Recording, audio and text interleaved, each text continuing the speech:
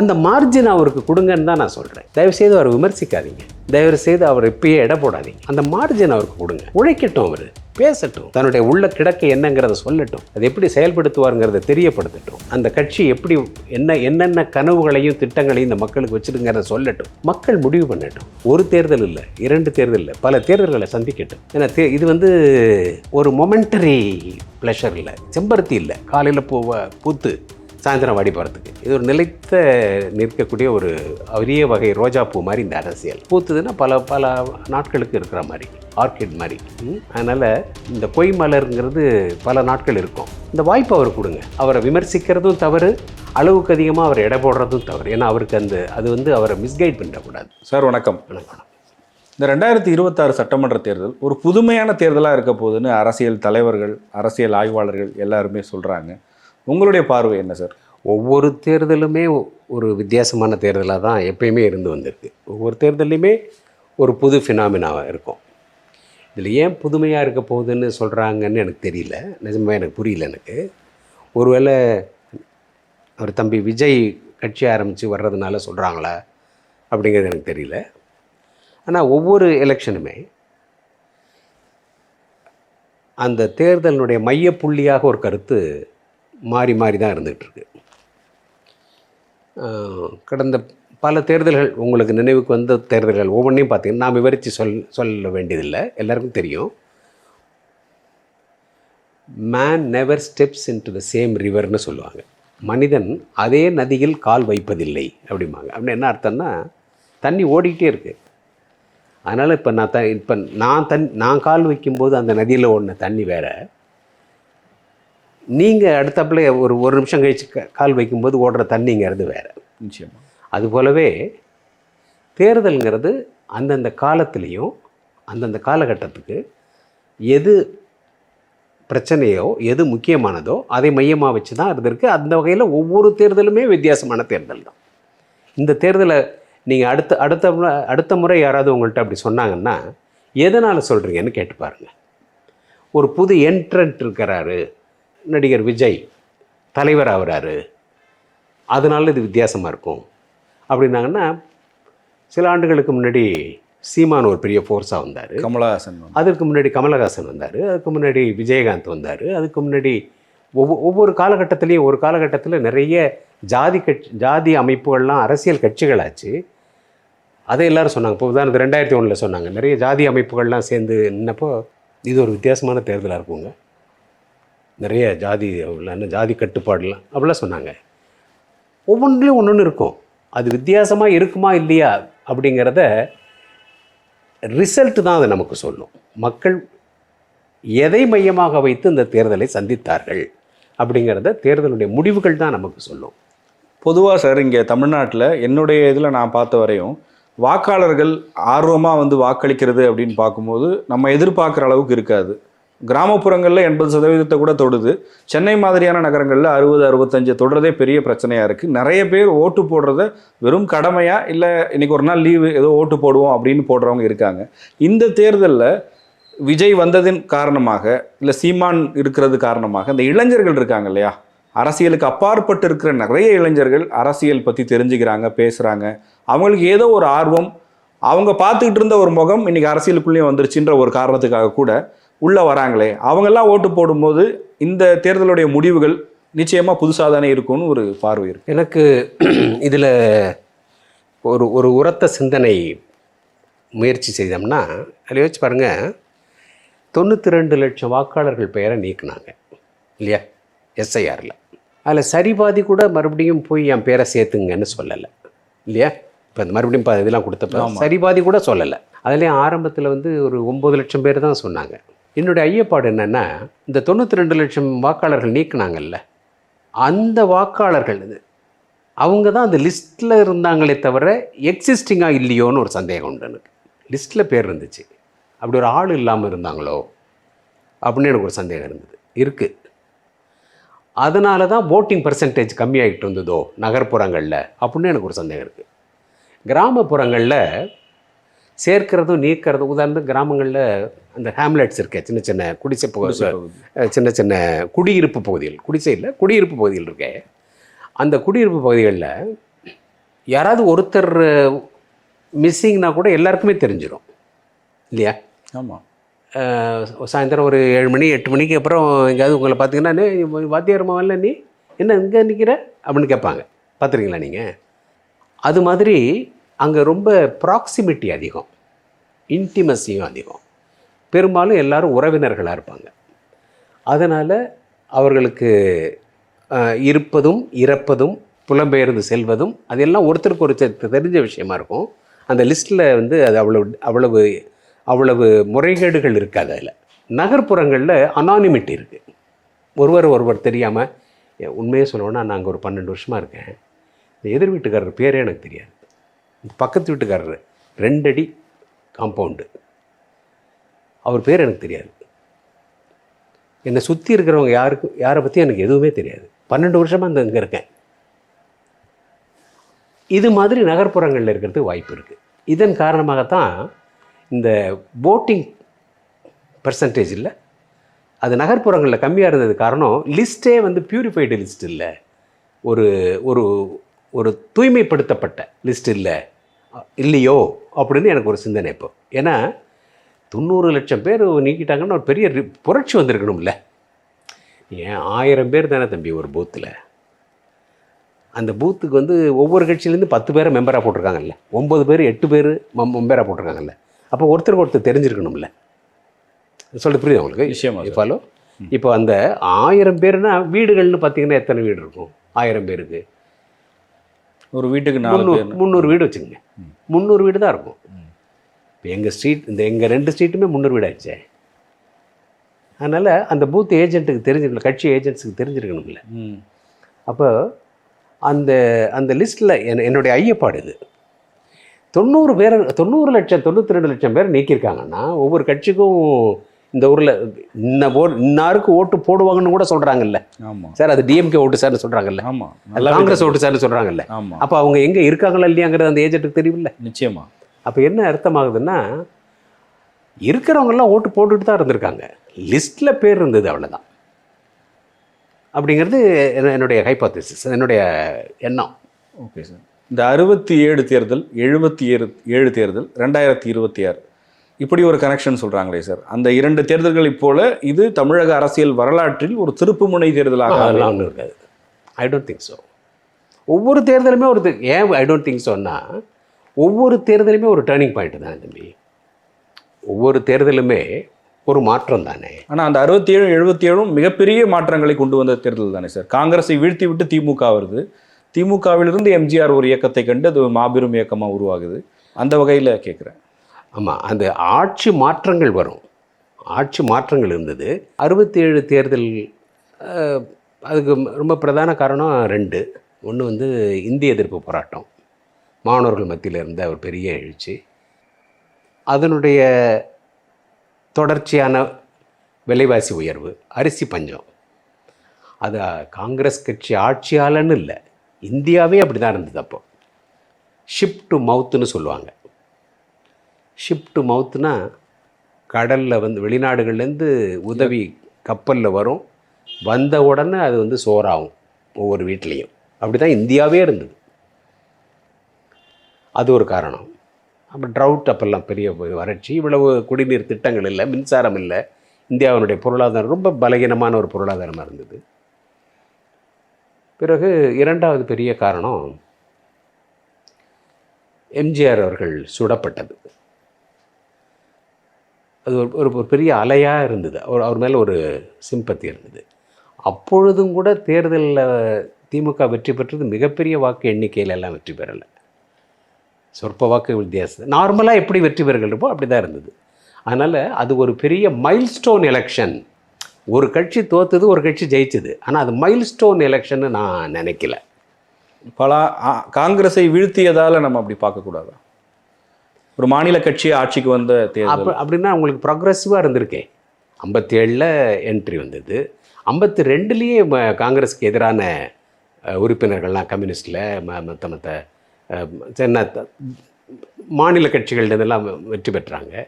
57 வெற்றி பெற்றாங்க, 62 வெற்றி பெற்றாங்க. அதனுடைய நீட்சியாகத்தானே இருந்தது. இப்போ திடீர்னு வந்து வெற்றி பெற்று வரலையே. அப்படின்னா என்டி ராமராவ் மட்டும்தான் அப்படி வந்தார். 83 84 அவர் மட்டும்தான் அப்படி வந்தார். எம்ஜிஆருடைய வருகையும் இந்த 77ம் அப்படியான ஒரு தேர்தலாக சொல்கிறாங்க இல்லையா சார்? எம்ஜிஆருடைய வருகை வந்து 72. ஆமாம், கட்சி தலைவர். ஆமாம், கட்சி பொருளாளராக அதுக்கு முன்னாடியே இருந்தார். ஆமாம். அதுக்கு முன்னாடியே அவர் வந்து 57 எலெக்ஷனுக்கே பிரச்சாரத்துக்கு போனார். 62 எலெக்ஷனுக்கே அவர் கடுமையான பிரச்சாரத்தை மேற்கொண்டார்னு நம்ம படிக்கிறோம். அதனால் எம்ஜிஆர் அப்போ தான் வந்தார், அதனால் ஒரு வெற்றியை பெற்றார், திடுதிப்புன்னு வந்து இதை வரலாற்றை மாற்றினார் அப்படிங்கிறதுல எனக்கு மாற்று கருத்து இருக்குது. அது அப்படி இல்லை. இந்த தேர்தல் ஒரு தேர்தல். மக்கள், நான் என்னுடைய அனுபவத்தில் சொல்கிறேன், மக்கள் தங்களுடைய பிரச்சனை எதுவோ அதை மையமாக வைத்து முடிவெடுத்து வாக்களிப்பார்கள். அது வெற்றி தோல்வி எது தீர்மானிக்கும்னா, கட்சிகள் சார்ந்ததையும் கட்சி சார்பையும் தாண்டியதான ஒரு சங்க், ஒரு பர்சன்டேஜ் பீப்புள் இருக்காங்க. அவங்க தான் தேர்தல் முடிவு பண்ணுறாங்க. நம்ம ஊரில் தலைமுறையாக ஒரு கட்சியில் தான் இருப்பாங்க. நீங்கள் வில்லேஜ்லேருந்து வந்திருந்தீங்கன்னா தெரியும், கிராமப்புறங்கள்லேயே வீடு கட்டும்போது அவங்க கட்சி சின்னத்தை வச்சுலாம் வீடு கட்டுவாங்க. பார்த்துருக்கீங்களா? உதயசூரியன் போட்டு வீடு கட்டுவாங்க, ரெட்டையில் வச்சு வீடு கட்டுவாங்க, கேட்லேயே உதயசூரியன்ற மாதிரி, சூரியன் வர்ற மாதிரி, ரெட்டையில் இருக்கிற மாதிரி, கதிர் அறிவாள் இருக்கிற மாதிரிலாம் வீடு கட்டிலாம் நிறைய பார்த்துருக்கேன். அதனால் ஒவ்வொரு தேர்தல்லையும் ஒவ்வொரு கட்சிக்கான ஓட் பேங்க்குங்கிறது அப்படியே இருக்கும். அதையும் தாண்டியதாக சிலர் வந்து இது இருந்தால் இந்த மாநிலத்துக்கு நல்லதுன்னு நினைப்பாங்க. தங்களுடைய தீர்க்கமான முடிவாக அதை செய்வாங்க. அவங்க தான் தேர்தலினுடைய வெற்றி தோல்விகளை நிர்ணயிக்கிறாங்க. அதனால தான் எப்பயுமே வெற்றி என்பது ரொம்ப ஸ்லிம்மாக தான், 2% 3% வித்தியாசத்தில் தான் வெற்றி தோல்வி அமையுது. அதனால் இந்த தேர்தல்லையும் மக்கள் இந்த மாநிலத்துக்கு எது நல்லது, இன்றைக்கி இருக்கிற கான்டெக்ஸ்டில் இன்னார் வந்தால் நல்லா இருக்குமா, இன்னார் வந்தால் நல்லா இருக்குமா அப்படின்னு மக்கள் முடிவு செய்வாங்க. அதை வச்சு தான் எது மையப்புள்ளியாக இருக்குது சார் இந்த தேர்தலில்? இந்த அலையன்ஸ்லாம் ஃபார்ம் பண்ணி பிரச்சாரத்தினுடைய ஃபஸ்ட்டு ஃபேஸ் இருக்குது பாருங்கள். தேர்தல் கேண்டிடேட்ஸ்லாம் அறிவிச்சு ஃபஸ்ட்டு ஃபேஸ் இருக்குல்ல, அப்போ தான் மக்கள் வந்து அதை பற்றியே சிந்திக்க ஆரம்பிக்கிறான். இன்றைக்கி அவனுக்கு 1010 பிரச்சனை இருக்குது. அவனுக்கு இன்றைக்கி அதை பற்றி அவனுக்கு ஒரு இஷ்யூவே இல்லை. அவனுக்கு இட் டசன்ட் மேட்டர். இப்போது நீங்களும் கல்லூரியில் படிச்சிருக்கீங்க, உங்களுக்கு காலேஜில் சேர்ந்த அன்றைக்கே என்றைக்கு எக்ஸாம் வரப்போகுதுன்னு தெரியும். புஸ்தகத்தை எடுக்கிறோமோ, நமக்கு வந்து அந்த ஸ்டடி லீவ் விட்டு ஹால் டிக்கெட் வந்ததுக்கப்புறம் தான் சீரியஸாக உட்காந்து படிக்கிறோம். மற்றதெல்லாம் நார்மலாக பார்க்குறது தான், கிளாஸுக்கு போகிறது தான், அட்டன் பண்ணுறது தான், நோட்ஸ் எடுக்கிறது தான், ஹோம் ஒர்க்கு சப்மிட் பண்ணுறது தான், அவ்வளோதான். அசைன்மெண்ட் சப்மிட் பண்ணுறது தான், அவ்வளோதான். நம்ம எப்போ அதில் தீர்க்கமாகறோம்னா அது நம்ம கல்ச்சரில் இருக்குது, நம்மளுடைய பண்பாட்டிலே அது இருக்குது. அதை நெருங்க தான் நம்ம அந்த முடிவெடுப்போம்.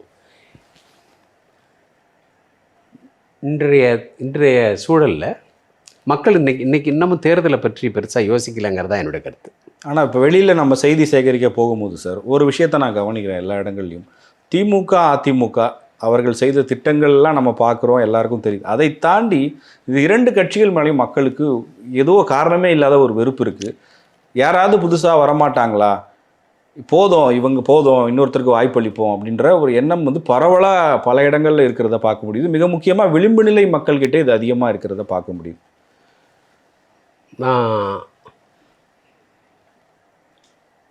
அதில் மட்டும் இல்லை, தேர்தலில் மட்டும் இல்லை, இவங்க கடவுளையே குறை சொல்கிற ஜனங்க. உனக்கு கண் இல்லையா, என் குடும்பத்தை இப்படி பண்ணிட்டியே அப்படின்னு கடவுளையே குறை சொல்கிற ஜனங்க. இவன் அந்த கடவுள்கிட்ட கோயிலுக்கு போய் நேர்ந்துக்கிட்டு போய் மொட்டை அடிச்சுட்டு இந்த குறைபாட்டை தான் சொல்லுவான். கவனிச்சிருக்கீங்களா? அதனால் இந்த குறைபாடுகளை சொல்கிறது வந்து அதுக்காக வேறு கடவுளையாக தேடி போக முடியும்? இல்லாத ஒரு கடவுளையாக கொண்டு வர முடியும்? ஒரு அன்னோன் காடுகிட்டே போக முடியும்? அதனால் இந்த இந்த இந்த மனப்போக்கு இப்போ எல்லா பேரண்ட்ஸும் பாருங்கள், பிள்ளைங்களை குறை சொல்லிகிட்டே இருப்பாங்க. கவனிச்சிருக்கீங்களா? என் பையனா அவன் தத்தி பையங்க, அவன் இன்ஜினியரிங் முடிச்சுட்டு ஏதோ டிவியில் வேலை செய்கிறான்னு சொல்லிட்டு உயர் வாழ்ந்துருவாங்க. அவனோட படித்தவெல்லாம் பாருங்கள் அமெரிக்காவில் போய் துபாயில் போய் எப்படி பாருங்கள் அவ்வளோ பெருசு வீடு கட்டியிருக்கான். என் பையனை பாருங்கள் என்னங்க நீங்கள் அப்படிம்பாங்க. ஆனால் பொண்ணு பார்க்க போனால் என் பையன் எப்படி இருக்கான்னு தெரியுங்களா, சென்னையில் போய் டிவிலெலாம் வருவாருங்க, டிவிலெலாம் வருவாருங்க, அவருக்கு எல்லாரையும் தெரியுங்க. அவருக்கு என் பையன் வந்து அன்றைக்கி ஒரு இன்டர்வியூ எடுத்தான் பாருங்க அப்படி தான் பேசுவாங்க. மனநிலை தான் இது, நம்மளோட கல்ச்சர் அது. இப்போ அந்த மாதிரியான ஒரு மனநிலை இருந்தாலும் ஆல்டர்னேட்டிவ்னு ஒன்று இல்லாமல் இருக்கும்போது இதெல்லாம் பேசிட்டு நம்ம அங்கேயே போயிடுவோம். இப்போ ஒரு ஆல்டர்னேட்டிவ் வந்துருச்சு, இங்கே கொடுத்து பார்த்தா என்ன, ஒரு முறை கொடுத்து பார்ப்போன்ற மைண்ட் செட் இருக்கு யாருக்கு, மக்கள்கிட்ட. அந்த மாதிரி இல்லை அப்படி யாருக்கு கொடுக்கணும்னு விரும்புகிறாங்கங்கிறீங்க? புதுசாக வந்திருக்கிற விஜய்க்கு அப்படி ஒரு இது இருக்கிறதா தெரியுது. புதுசாக வந்திருக்க விஜய்க்கு அப்படி இருக்குன்னா அது வந்து நீங்கள் நான் சொன்ன மாதிரி அந்த எலெக்ஷன் அறிவித்து அந்த அஜெண்டா செட் ஆகி அந்த ட்ரெண்ட் அந்த அந்த எலெக்ஷன் ஃபீவர் வந்ததுக்கு அப்புறம் தான் எத்தனை பேர் அதில் இருக்காங்க, எவ்வளோ பேருக்கு அந்த மனநிலை வந்திருக்குங்கிறது தெரியும். நான் I'm not underestimating Vijay. He may win, he may not win. அது கூட he may win, he may லூஸ்ன்னு நான் சொல்லலை, ஹீ மே நாட் வின். அதே மாதிரி எவ்வளோ பேர் அப்படிங்கிறத பொறுத்து தான் அந்த மாற்றங்கிறது இருக்குது. எவ்வளோ பேர் அதை அந்த அந்த அந்த மனநிலைக்கு எத்தனை பர்சன்டேஜ் போகிறாங்க அப்படிங்கிறது இருக்குது. இவர் வந்து இன்னமும் அன்டெஸ்டடாக இருக்கார். நீங்கள் எம்ஜிஆர் அவர்கள் 77 மகத்தான வெற்றி பெற்றார்னா அது விளையும் பயிர் முளையிலே தெரியுங்கிற மாதிரி 73 திண்டுக்கல் பை எலெக்ஷன்லேயே தெரிஞ்சு போச்சு. அது நான் அப்போ பூண்டி மாதா கோவிலில் ஒரு நிகழ்ச்சிக்காக போயிருந்தேன், ஒரு சாமி கும்பிட போயிருந்தேன். திருக்காட்டுப்பள்ளி பக்கத்தில் பூண்டின்னு ஒரு ஊர் தெரியுமில்ல, அங்கே பசுமையாக நினைவு இருக்குது. ரிசல்ட் சொல்கிறாங்க, அப்போல்லாம் கவுண்டிங் தானே, பேப்பர் கவுண்டிங் தானே. அந்த கிராமமே அந்த பூண்டி மாதா கோயில் பக்கத்தில் இருக்கிற ஒரு ரேடியோ சுற்றியில் இருக்க அந்த அந்த ரேடியோவில் அனௌன்ஸ் பண்ணணும், என்ன சொல்கிறாங்கன்னு ஒருத்தர் கேட்டுக்கிட்டு அந்த கிராமமே சுற்றி நின்றுச்சு. அது அதில் அப்படி ஒரு வெற்றியை பெற்றார். அப்புறம் கோயம்புத்தூரில் இடைத்தேர்தல் அரங்கநாயக சார் ஜெயித்தார். அப்புறம் பாண்டிச்சேரி எலெக்ஷன், புதுச்சேரியில் மாநில சட்டமன்ற தேர்தல். இப்படி அவர் தன்னை தான் யாருங்கிறத அப்படியே அந்த மடல் விரிஞ்சிக்கிட்டே இருந்தது. அதனால் காஜ் பண்ண முடிஞ்சது. இது என்னால் காஜ் பண்ண முடியலையே. நீங்கள் சொல்கிறீங்க இப்படி மக்கள் சொல்கிறாங்கன்னு, என்னால் காஜ் பண்ண முடியலையே. எனக்கு என்ன எவிடன்ஸ் இருக்குது? எம்ஜிஆரோட விஜயை ஒப்பிடுறதை யாருமே ஏற்றுக்க மாட்டாங்க. நான் நிறைய பேர்கிட்ட நம்ம பேசும்போது தெரியுது சார். அதுவும் எம்ஜிஆர் காலத்தில் வாழ்ந்தவர்கள், அவரை பார்த்தவர்கள், புரிந்து கொண்டவர்கள் ஏற்றுக்கிறதே இல்லை. அந்த ஒப்பீடு தவறு அப்படின்னா விஜயை கமலஹாசனோடோ சீமானோடோ அல்லது விஜயகாந்தோட ஒப்பிடுவது சரியான்னு அவருடைய ஆதரவாளர்கள் கேட்குறாங்க. எந்த இடத்துல எனக்கு கேள்வி வருதுன்னா, முன்னாடி சொன்ன நடிகர்கள் யாருமே அவர்களுடைய ஒரு கெரியரோட பீக்கில் வந்தவங்க இல்லை. அவர்களுடைய கெரியர் எண்டில் வந்திருக்காங்க, இல்லை மார்க்கெட் போன பிறகு வந்திருக்காங்க. இவர் ஒரு மிகப்பெரிய செல்லிங் வேல்யூ இருக்கக்கூடிய நடிகராக இருக்கும் போதே களத்துக்கு வராரு. அது வேணான்னு சொல்லிட்டு வரும்போது மக்கள் இப்படி யோசிக்கிறாங்களே, நல்லா சம்பாதிக்கிறவராச்சே, இன்னும் ஒரு 10 வருஷம் சம்பாதிக்கலாம், விட்டுட்டு வராரு அப்படின்னு ஒரு பாசிட்டிவான இமேஜ் அவருக்கு கிடைக்குது இல்லையா? அப்போ அந்த கம்பேரிசனே தப்பு தானே? உண்மைதான். அது வந்து யாரும் புரட்சித் தலைவர் எம்ஜிஆர் அவர்களுடைய அரசியல் வாழ்வை இன்னொரு நடிகருடைய அரசியல் வாழ்வோட யாரும் ஒப்பிடவே மாட்டாங்க, ஒப்பிடவே கூடாது. அதை நான் இன்னும் சொல்லப்போனால் ஆப்பிள் டு ஆப்பிள் தான் நீங்கள் ஒப்பிடணும், ஆப்பிள் டு ஆரஞ்சு ஒப்பிடக்கூடாது, பனானா டு பப்பாயா ஒப்பிடக்கூடாது. எம்ஜிஆர் அவர்கள் வந்து அவர் அரசியலுக்கு வந்ததுக்கான காரணங்கள், அன்றைக்கு இருந்த சூழல், அன்றைக்கு இருந்த மக்கள்கிட்ட இருந்த எதிர்பார்ப்புகள், அது ஒரு பக்கம், அது வேறு. இன்றைக்கி இவர் யாரோட அப்படின்னா கமலஹாசனோட ஒப்பிடணுமான்னு கேட்குறீங்களா? ஒப்பிடுறது தவறு தானேன்னு சொல்கிறாங்க. நான் என்னுடைய கருத்து தம்பி, இதில் யாரோடையுமே ஒப்பிடாதீங்க. எப்போ பார்த்தாலும் ஒப்பிட்டுக்கிட்டே தான் இருக்கணுமா? என்ன பாருங்கள், அது நம்மள்கிட்ட மறுபடியும் அது நம்மகிட்ட ஒரு கல்ச்சுரலாக அது ஒரு ப்ராப்ளமானு நான் நினைக்கிறேன். யாராவது ஒப்பிட்டா இவர் தென்னாட்டு காந்திங்கிறது. ஏன் தென்னாட்டு காந்தியாக இருக்கணும்? இவர் அண்ணாவாகவே இருக்கலாமே. இந்நாட்டு இங்கர்சால். ஏன் இங்கர்சாலாக இருக்கணும்? இவர் அண்ணாவாகவே இருக்கலாமே. இவர் எங்கள் ஊர் தாகூர். ஏன் எங்கள் ஊர் தாகூராக இருக்கணும்? தாகூர் அவங்க இருக்கட்டும், எங்கள் ஊருக்கு இவர் இருக்கட்டுமே. எதுக்கு ஒப்பிட்டுக்கிட்டே இருக்கணும்? You don't need to compare. இவர் வந்திருக்காரு, அவருக்கு நம்ம அந்த அந்த வாய்ப்பு அந்த அந்த அந்த மார்ஜினை கொடுப்போம். புதுசாக அரசியலுக்கு வந்திருக்காரு. அவர் என்னுடைய மாணவர் தான், கல்லூரியில் என்கிட்ட படித்தவர் தான், எனக்கு ரொம்ப நெருக்கமாக பழகினவர் தான். ரொம்ப அணுக்கமாக அவரோட நான் பல ஊர்களுக்கு பயணம் பண்ணியிருக்கேன், சிங்கப்பூருக்கெலாம் போயிருக்கேன். அவரோட ரொம்ப நெருக்கமாக இருந்தவர் தான். வந்திருக்காரு, அவர் இந்த தேர்தலை சந்திக்கட்டும். எல்லாருமே சந்தித்த முதல் தேர்தலே வெற்றி பெறணும்னு ஏதாவது இருக்கா? இது என்ன ஒரு முறை தான் வரும் கதை போல கூறுங்கிற மாதிரி இளமையா? இது இல்லையே. இது ஒரு வாய்ப்பு. let him try. if he wins, let him prove. ஏன்னா இந்த பயணம்ங்கிறது தேர்தல் வெற்றியோட முடியறதில்லை, அது ஆரம்பம்தான் அது. அதனால் இப்போ யாரோடையும் ஒப்பிடணும் அப்படின்னு அவசியமே கிடையாது. அப்படி பார்க்க போனால் அமிதாப் பச்சன் வந்தார், ஒரே ஒரு எலெக்ஷன் தான் நின்னார், ஒரு டேர்ம் எம்பியாக இருந்தார், அது ஒரு முடிஞ்சது அவருக்கு. இன்னும் நார்த் இந்தியாவிலலாம் மற்றவங்கெல்லாம் கூட வந்தாங்க. அதனால் அவரை ஒப்பிடுவதே அவருக்கே நல்லதில்லைங்கிறது என்னுடைய கருத்து. Don't compare him with anybody. அது அவருக்கே நல்லதில்லை. அவர் அவராகவே இருக்கட்டும், தேர்தலை சந்திக்கட்டும், மக்கள்கிட்ட போகட்டும், பேசட்டும், மக்கள் முடிவு பண்ணட்டும். அதுக்கு ஒரு ஒரு ஒரு ஒரு ஒரு மார்ஜினை கொடுங்க. அவர் என்ன சொல்கிறார், என்ன செய்கிறாருங்கிறத அந்த அளவுகோலில் மட்டும் அவரை எடை போடுங்க. இல்லாத ஒரு அளவுகோலை வச்சு அவர் எடை போடாதீங்க. சார் இவர் திரு கமலஹாசனை போல, அவரை போல, இவரை போல, ஏன் எவரை போல ஒருத்தர் இருக்கணும்? இவராகவே இருக்கட்டும். Let him prove, let him say, let him speak, let him meet the people, let us see. அப்படிங்கிறது தான் அதுதான் நியாயமாக இருக்குங்கிறது என்னுடைய கருத்து. சார், எந்த ஒரு நடிகருமே சினிமாவுக்கு வந்து வெற்றி படங்கள் கொடுக்குறாங்க, அதற்கான சம்பளம் வாங்குறது இதெல்லாம் ஒரு பக்கம் இருந்தாலும், ஒரு சில நடிகர்களுக்கு மட்டும் அந்த சம்பளத்தை கமர்ஷியலை தாண்டி அவர்கள் மீதான அபிமானம்னு சொல்லி சொசைட்டியில் மற்ற தலைவர்கள் போக முடியாத அளவுக்கு அவங்க ஊடுருவுறாங்க அப்படிங்கிறத நம்ம பார்க்குறோம். அது எம்ஜிஆர், ரஜினிகாந்த்னு இந்த சூப்பர் ஸ்டார்களாக வரவங்க அப்படி இருக்காங்க. அவங்களுக்கு மட்டும் அது எப்படி நடக்குது சார்? மற்ற நடிகர்களுக்கு ஒரு 100 நடிகர்கள் இருக்காங்க, யாரோ ஒருத்தருக்கு தானே அதெல்லாம் கிடைக்குது, அது எப்படி? நான் ஒன்று சொல்கிறேன், அதை ஆடியன்ஸும் சரி நீங்களும் சரியான பெர்ஸ்பெக்டிவில் புரிஞ்சுக்கணும். நான் 1983 இந்தியாவுக்கு வந்திருந்தேன். அப்போ நான் வெளிநாட்டில் வாழ்ந்தேன், இந்தியாவுக்கு வந்திருந்தேன். வலம்புரி ஜான் கேள்விப்பட்டிருக்கீங்களா? அவரை போய் தாய் பத்திரிக்கை அலுவலகத்தில் பார்த்தேன். அவர் சொன்னார்,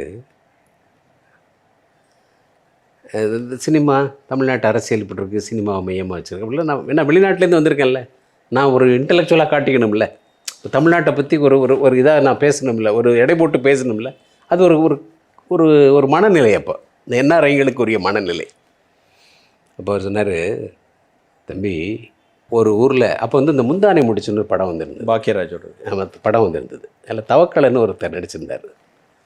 அவர் சொன்னார், தம்பி உங்களுக்கு இந்த மக்களை பற்றி தெரியாது, நானே தான் உங்கள் ஊரில் கும்பகோணத்தில் வந்து ஒரு பெரிய மீட்டிங்கில் ஒரு இலக்கிய பேருரை ஆற்றிகிட்ருக்கேன், எல்லோரும் பெரிய கூட்டமாக நின்று கேட்டுட்ருக்காங்க. திடீர்னு அந்த பக்கமாக தவக்கலை போகிறாருன்னு சொன்னாங்க, எல்லாரும் பாஞ்சு போயிட்டான்ப்பா சொன்ன வலம்புரி ஜான் சொன்னார். அதனால் தவக்கலையை எல்லாரும் தலைவராக ஏற்றுக்கிட்டாங்கன்னு அர்த்தம் இல்லை, அந்த நேரத்தில் அவருக்கு ஒரு க்ரௌடு அப்படின்னார். அதுபோல் கூட்டம் ஒருவருக்கு கூடுதுங்கிறதுக்காக நான் இதில் விஜயோட ஒப்பிட்டு சொல்லலை. நான் அது சரியாக நீங்கள் அந்த சரியான பெர்ஸ்பெக்டிவில் புரிஞ்சுக்கணும். ஏன்னா இது I'm just telling it so that people will think about it. ஒரு ஒரு ஒரு பிரபல்யமான ஒருத்தரை பலர் பார்க்க விரும்புகிறதும் பார்க்க நினைக்கிறதும் தவறு இல்லை. அதை எதற்காக அவர்கள் பார்க்கிறார்கள்ங்கிறது ஒவ்வொருத்தரை பொறுத்தும் இருக்குது. அந்த வகையில் ஒரு ஒரு பெரிய க்ரௌடு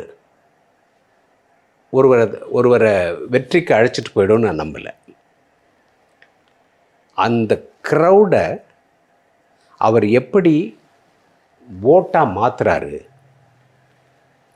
பொலிட்டிக்கல் இன்ஸ்ட்ருமெண்ட்ஸாக மாற்றுறாருங்கிறது ரொம்ப முக்கியம். உங்களுக்கு அந்த அந்த ஆடியன்ஸ் கிடைக்குதுன்னா அந்த ஆடியன்ஸ் மனசுக்குள்ளார நீங்கள் போய் எப்படி உட்காடுறீங்கிறது முக்கியம். நேச்சுரலி தெரிஞ்ச ஒரு இப்போ நீங்கள் என்ன தானே பேட்டி எடுக்க வந்தீங்க. சார் வந்து என்னை விட பெரிய ஆள், தெலுங்கு சினிமாவில் மிகப்பெரிய கதாசிரியர். நீங்கள் அவரை போய் பேட்டி எடுக்கலையே, என்னை தெரிஞ்சதுனால என்னை பேட்டி எடுக்க வந்தீங்க. இதை நான் இந்த வாய்ப்பை நான் எப்படி பயன்படுத்திக்கிறேங்கிறத பொறுத்து தான் ஃபர்தராக நீங்கள் என் மேலே வச்சுருக்கிற ஒப்பீனியன் இருக்கும். என்னடா இருந்தாலும் என்ன நம்ம ஒன்று கேட்டால் இவர் ஒன்று சொல்கிறாரு அப்படின்னு நீங்கள் நினச்சிட்டிங்கன்னு வச்சுங்களேன், உங்கள் ஆஃபீஸில் அடுத்த அசைன்மெண்ட் கொடுத்தா சார் அவர் வேணாம் சார் சரியாக சொல்ல மாட்டார் சார் அப்படின்னு தான் சொல்லுவீங்க நீங்கள். அது மாதிரி உங்களுக்கு கிடைக்கிற அந்த அறிமுகம் இருக்குல்ல, அந்த அறிமுகத்தை நீங்கள் எப்படி பயன்படுத்துகிறீங்கிறத பொறுத்து இருக்குது. இவருக்கு ஒரு மிகப்பெரிய கூட்டம் வருது, வரத்தான் செய்யும். இவருக்கு மட்டும் இல்லை, எந்த ஒரு பாப்புலர் பர்சனும் நான் இதை செய்ய போகிறேன்னு சொல்லி வந்தால் வரத்தான் செய்யும், வரத்தான் செய்யும். அது அதை எப்படி இவர் வந்து அதை படிக்கட்டாக்குறாரு, எப்படி ஏணி ஆக்குறாரு, அப்படிங்கிறது தான் அதில் ரொம்ப முக்கியம். அதை வந்து தேர்தல் முடிவு வரலையும் யாரும் அதை பற்றி சொல்லவே கூடாது, அது நியாயம் இல்லை. ஏங்க தமிழ்நாட்டில் யாரெல்லாம் எத்தகைய பெரிய திறமை வாய்ந்த செழுமையான ஜாதிய பின்புலம் கொண்ட புகழ் வாய்ந்த மனிதர்கள்லாம் கட்சி ஆரம்பிச்சிருக்காங்க தெரியுமா, நடிகர்கள்லாம். அதனால் இந்த நம்ம என்ன சொல்கிறோங்கிறது தான் முக்கியம். எதை எப்படி என்ன சொல்லி இவர்களை நமக்கு தலைவர் அப்படிங்கிற ஸ்தானத்துக்கு நம்மளை அவங்க மனசில் நிற்கிறோங்கிறது தான் முக்கியம். இந்த இனிஷியல் உங்களுடைய இந்த பாப்புலாரிட்டிங்கிறது உங்களுக்கு இருக்கிற விசிட்டிங் கார்டு மாதிரி. இப்போ உங்களை பற்றி எனக்கு எதுவுமே தெரியாது, நீங்கள் ஃபோன் பண்ணீங்க, டைம்ஸ் ஆஃப் இந்தியா, சமயம், யூடியூப் சேனல், இது வந்து ஒரு கார்டு தான். நீங்கள் இங்கே வந்து உட்காந்து எங்கிட்ட பேசுகிறீங்க பாருங்கள், இதுலேருந்து தான் நான் உங்களை ஜட்ஜ் பண்ண முடியும். நீங்கள் டைம்ஸ் ஆஃப் இந்தியா, சமயம் அப்படிங்கிறதுனால நான் உங்கள் மேலே ஒரு இம்ப்ரெஷன் எனக்கு வராது. நீங்கள் பேச நீங்கள் என்னங்கிறத வச்சு தான் உங்கள் மேலே எனக்கு ஒரு இம்ப்ரெஷன் வரும். அதனால் இந்த பாப்புலாரிட்டிங்கிறது ஒரு விசிட்டிங் கார்டு, அவ்வளோதான். அந்த விசிட்டிங் கார்டு எப்படி ஒரு அப்பாயின்மெண்ட் லெட்டர் ஆகுதுங்கிறது லேட்டர். அது அந்த இன்டர்வியூவில் நீங்கள் பேசுகிறத பொறுத்து, கேட்குற கேள்விக்கு நீங்கள் ஜாப் இன்டர்வியூ சொல்கிறேன், நீங்கள் கேட்குற கேள்விக்கு பதில் சொல்கிறத பொறுத்து அதை வந்து இப்போ நீங்கள் நானே நாளைக்கு ஒரு யூடியூப் சேனல் ஆரம்பிக்கணும்னு வைக்கிறேன்னு வச்சுங்க.